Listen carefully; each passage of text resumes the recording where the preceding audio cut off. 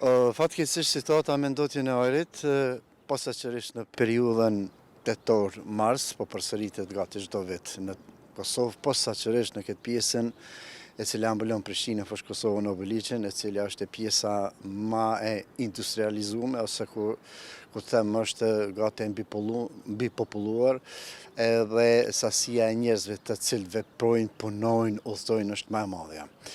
Mund të them se nuk ka përmirësime, për fat keq, nuk ka përmirësime, jo bile dukshme. Situata një vjet ndoshta pak më mirë varësisht prej erave, dimrit, një vjet po bëhet akoma më keq për shkak të shkarkimeve të mëdha.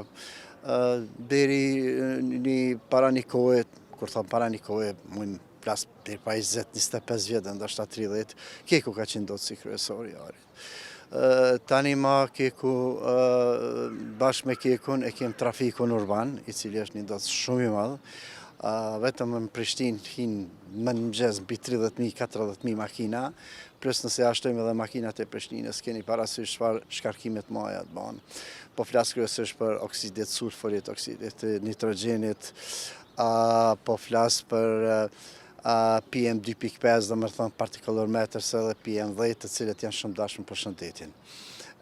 Nëse kësaj ja shtojmë edhe nxemjet individuale, se Prishtina është rrit mjaft, atëherë mund të them që situata me ndotje dhe me cilësitarit, posaçërisht këtë periudhë 5 mujorëshe nuk po përmirësohet me vite.